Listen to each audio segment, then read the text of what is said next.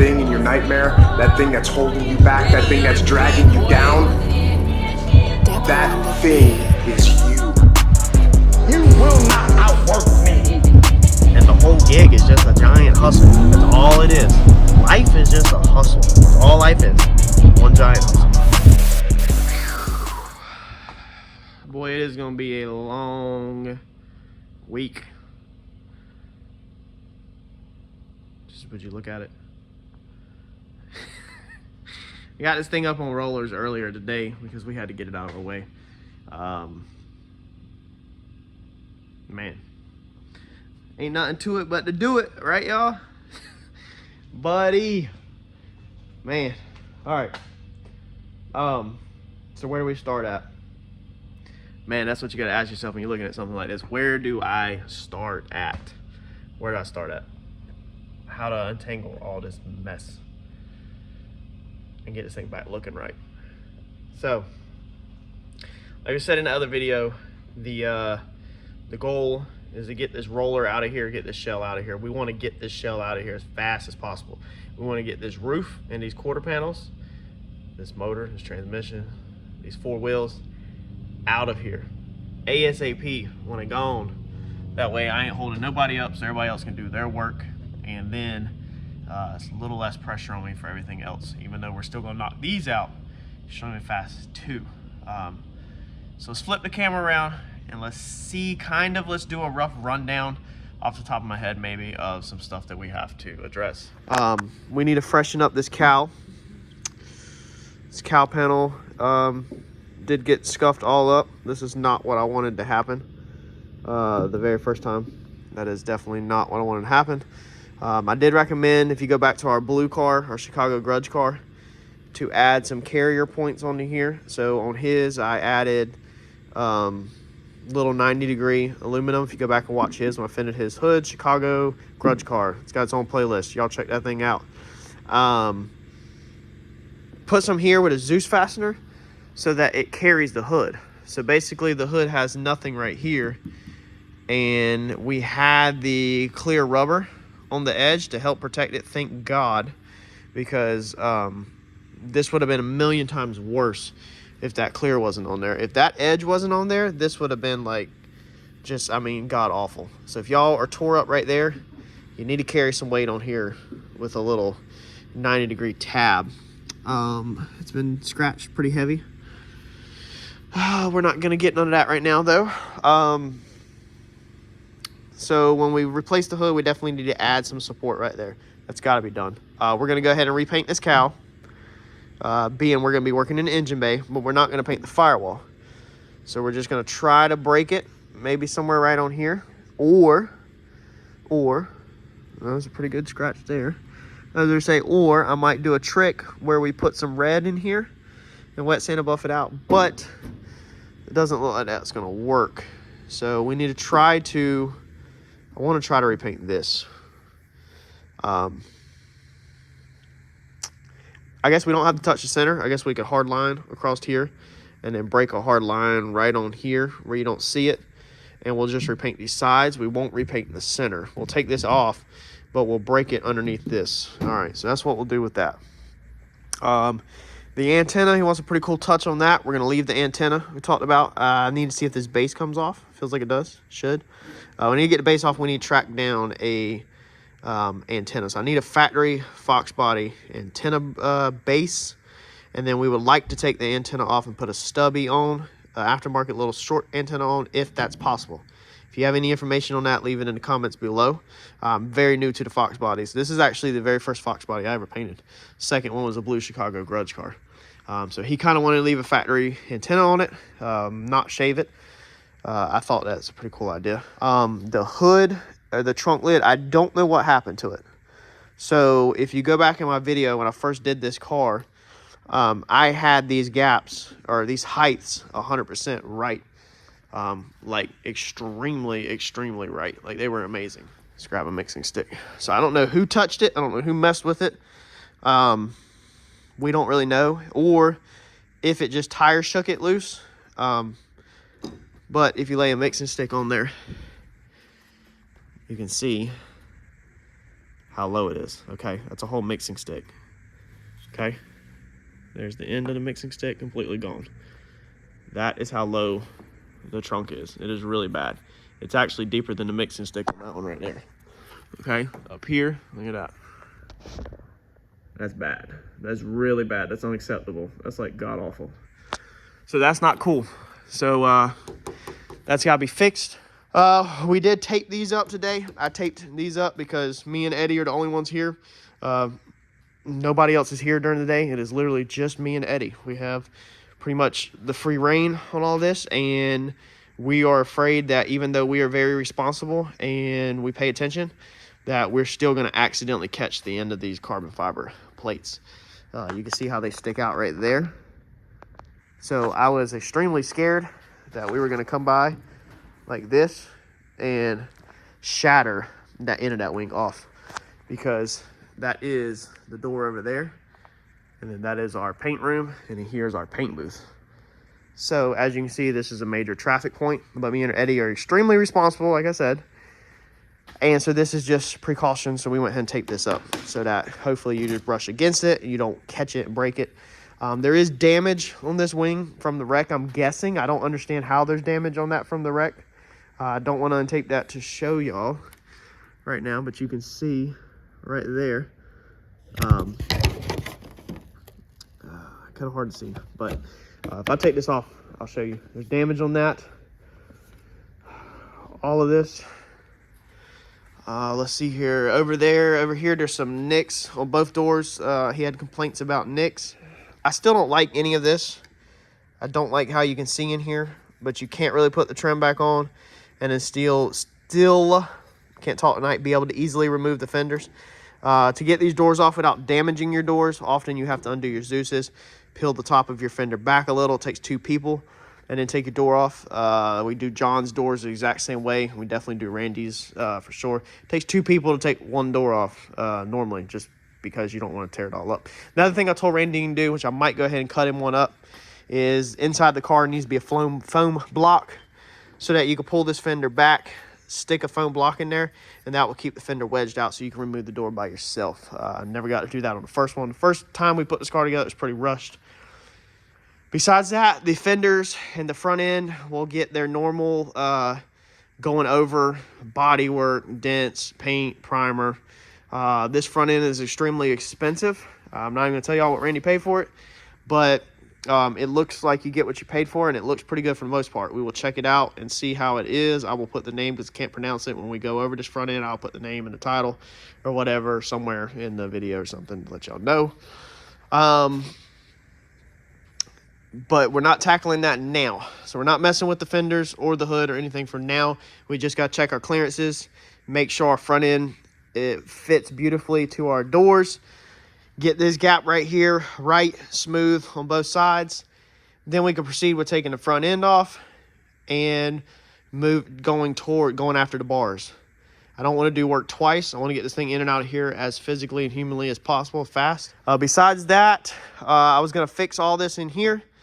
This wing is extremely too tight to this quarter. As you can see, it has destroyed our paint. So we put a ton amount of time into this paint job originally. Some of y'all actually commented you didn't even know I painted this car. Y'all done lost your freaking mind. This is my baby. But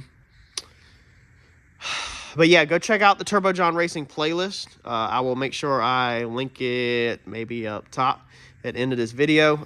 Man, scroll back through that, because that was a very... the videos probably are not my best because I just started out when I did this car.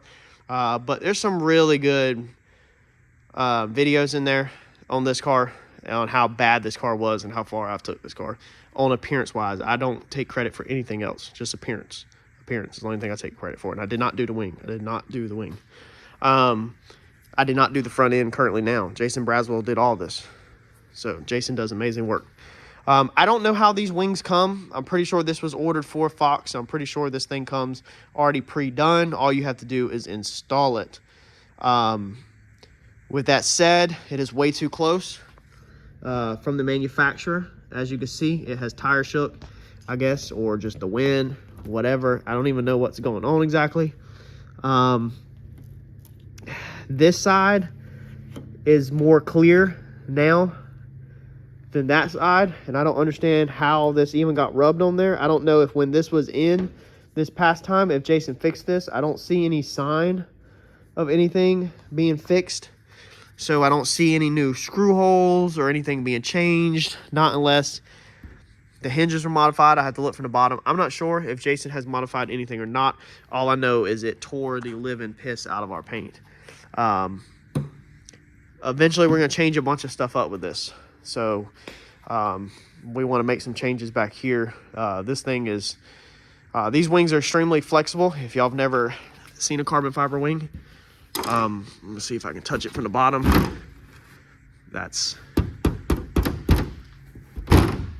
I mean, they're extremely flexible. We need to add some brace in here. I told Randy it really needs a brace put in each one. I don't think we're worried about that right now. That can easily be an off-season issue. But something's got to be done with that wing. We definitely need to put some work into it. The goal, like he said, is to get this thing to the racetrack as fast as possible. Pretty much without it looking like crap. That's pretty much our exact words. The strut on the wing, as you can see, it's not connected. I think it's supposed to be right there, and I don't even see the joint, so I need to make note to Randy that I need that piece. So that one needs to be fixed.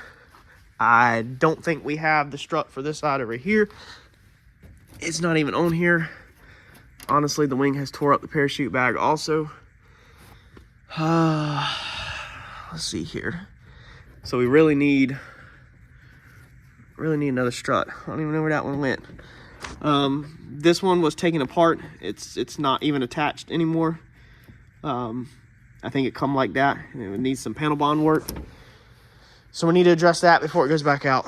So yeah, I guess I'm just gonna dive into this thing. I don't even really know how to start. I'm kind of honestly slightly overwhelmed. Not really, but it's just a lot. You don't want to make a mistake and have to do things twice. I want this thing out of here extremely fast. We were talking about adding some bolts in here yesterday, but then I was sitting at the house today. Randy was actually, yeah, I guess we're gonna have to do something there. I really don't know what to do with this. As you can see, there's just nothing there. I'm pretty sure that Jason put these holes in here, is gonna be my guess. I haven't talked to Jason, so I'm guessing everything.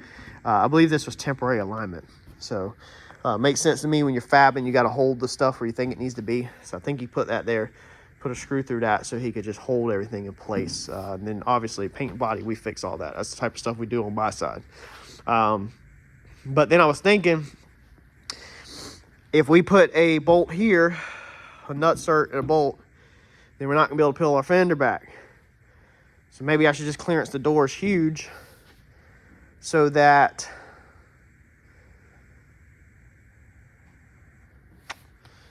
we can get them off. I really don't know. So I've got some thinking to do. As y'all can tell, I got some thinking to do. All of our paint work in here, this is all just another day in the office. This is nothing at all. This is easy. We just got to get the other issues done so we don't have to do as much on a freshly painted car. Yeah, I might do some work on the car when it's painted. I don't think, part of me says not to drill the rivets right now. Part of me says let's drill the rivets right now. I guess I should probably go ahead and drill the rivets right now, at least the holes for them. We'll see. We'll see. Let me get at it. We are going to paint the doors over again. Not going to paint insides. We're going to paint the whole freaking face of the doors. And I messed up on this. This is incorrect, y'all. I didn't realize it. Like I said, it's the first Fox body I've ever did. I'm not a fan of Fox bodies. I don't never wanted to have a Fox body or anything. I don't necessarily hate them. I just don't have... I love the way they look. They're beautiful. They're absolutely beautiful. But I don't follow like Fox body pages and Fox body culture or whatever you want to call it. So I had no clue. Technically, I think this is supposed to be black from what I've seen. Is that right here, this body line from here in is supposed to be black from what I'm seeing since I did this car. So when we paint this door, we are going to come back and add our black all the way out to here to make it look more like a windowsill and more back like that. Also, I need to do the frames inside here.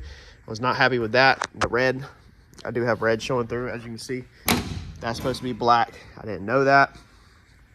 So So we'll probably come across here, tape straight across, and then probably come up here and tape straight across and put the inside of this back black at some point. I don't know if we'll do that later. This car might go to my house for assembly. Not 100% sure yet where it's gonna go. I think it's gonna go to Randy's shop to pull the transmission stuff out, but I'm not sure where we're gonna put it together yet, or if it's gonna go up to John's, up that way. I really don't know yet. But if we may be putting it together at my house, if we need somewhere to do it, I've told Randy that he's welcome to use my my garage, and we'll stick Percy in the trailer. So let's get at it, y'all. All right, so our first issue is this right here.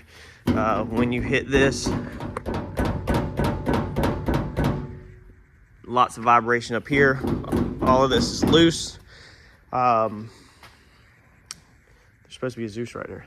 Now, I believe that Jason only did the 2 down there. He might just did it just to fit the front end and then let us decide what we want to do. I can't say what his process was, or either he left that one out so we can decide if we want to put that there, or he left it out so it's clean. It is super clean like it is right now. So I like having only the 2 at the bottom and then the 2 at the top. But the problem is, literally that right there is you're just going to get all of this metal rattle. Now, I understand you're probably not going to hear it over the motor, but you know, it is going to be rattling. And in my opinion, if Randy can hear that in the car, then he gets used to that. If that changes and he thinks it's the motor, can't tell the difference. So we don't need fenders rattling on the front end, in my opinion. And you can't open the door right now. So right here, it hits the fenders. So this front end was fitted for a fiberglass front end, not a steel front end. So we got to modify that. We're not gonna modify the doors. I did make a phone call to Randy. We're not gonna modify the doors. The fenders are too far in. So if you come right there, you can see that the door's out. So the fenders need to be out like that. That's where the fender needs to be at for everything to look beautiful, okay, all down it. And when the fenders are out like that, I can't hold the camera and the fender and the door at the same time, but when the fenders are pulled out like that, I promise you that that door opens smoothly. This part of your door sweeps in behind your fender. So that's, if anything hits on your doors, if your doors are hitting your fenders, it's this outer edge right here, because if we watch, when we open this door, that sweeps in, okay? So to fix that, you either bring your door in or you bring your fender out. That's your 2 options. We're beautiful up here, okay? We're beautiful at the bottom. No reason to touch the door. We need to bring the fender out. Problem with that, of course, nothing can be easy in my life, is that you can see we already have a gap. Well, let me turn the light on. So you'll see we already have a little bit of a gap. The fender needs to be here. So that's where the fender needs to be at. Let's see here. So yeah, there we go. That's where the fender needs to be at. So you can see the amount of gap we have. Look at that. That's where the fender needs to be at. That's how much it goes in. Okay. So Houston, we got a problem. What I'm thinking we're gonna have to end up doing is I've got to cut these rods. So I got to come in here and cut all 3 of these rods and put the Zeus in, mount it, and then put extension in these rods, bring these rods out. I don't really see no other way around it. I guess I could technically move this tab. Maybe I could cut this tab off right here and then weld that tab to the outside. That might be an option. Honestly, that would probably be a lot easier. That might be what I try first. I got to get the fenders off and see what it looks like. That does have a little kick out on that plate. You know, that might work. Both of them are exact same way. So I guess unfortunately, man, I don't have the welder here tonight. Yeah. And this thing's whooping my butt already. We ain't even started on it.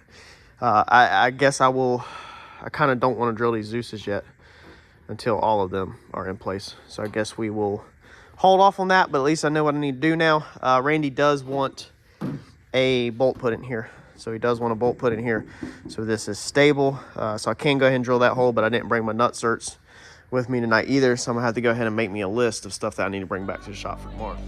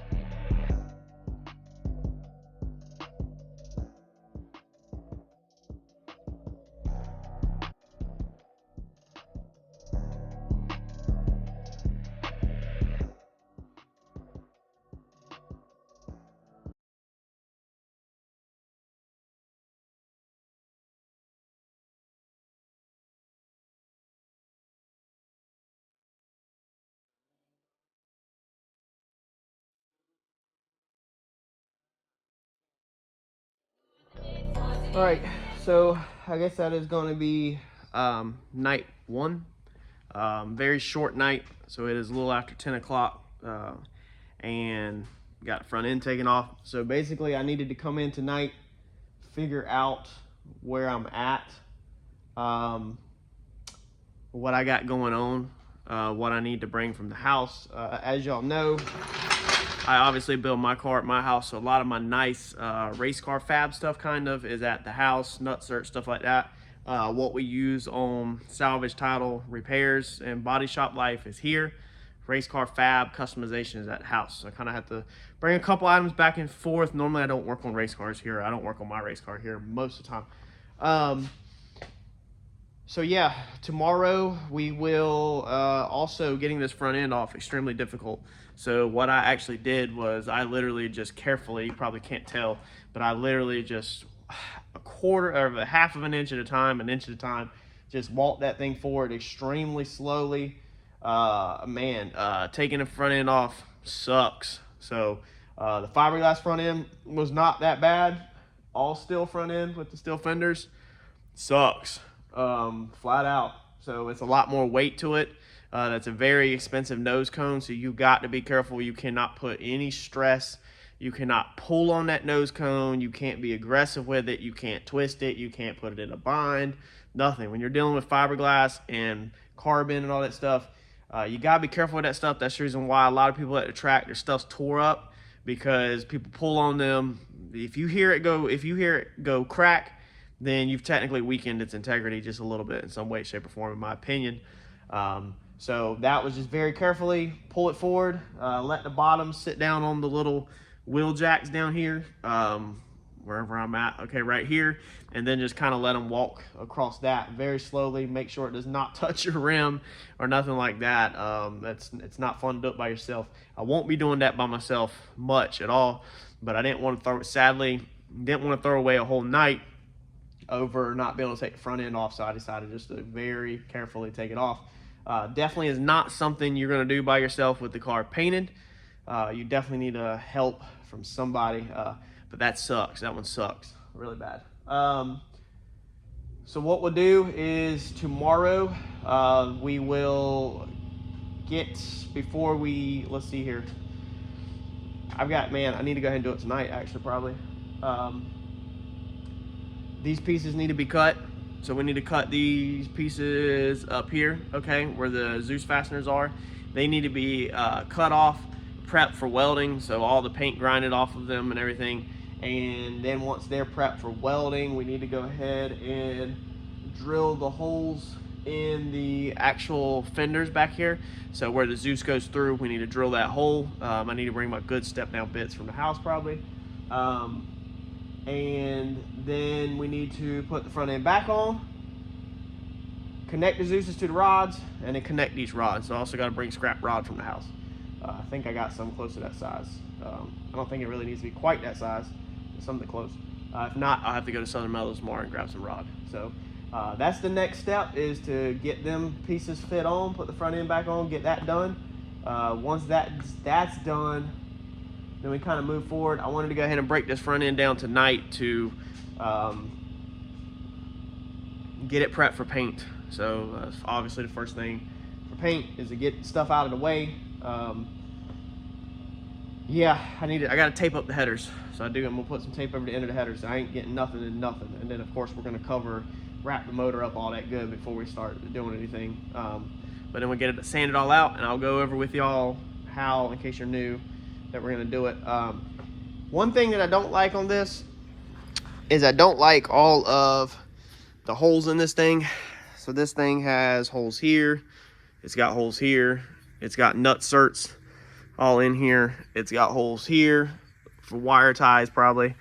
It's got holes everywhere. I don't like it, but I don't know where anything goes. I don't know what goes back where, so I am not filling in any of them holes at all. They're just all gonna stay, and at least they're there. If we need to put nut certs in them for a bracket or something, they're there. That's how I look at it. We're just gonna paint them.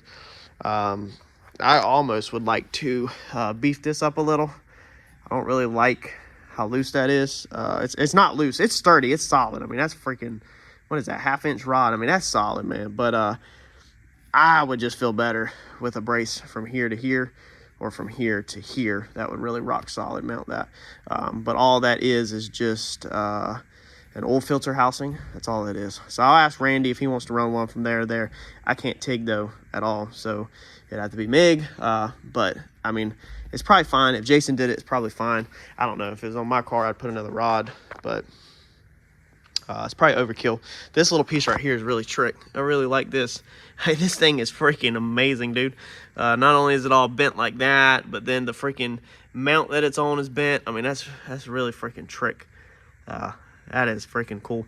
The only thing I'd like to do, I mean, I don't want to change everything, is shift the holes backwards.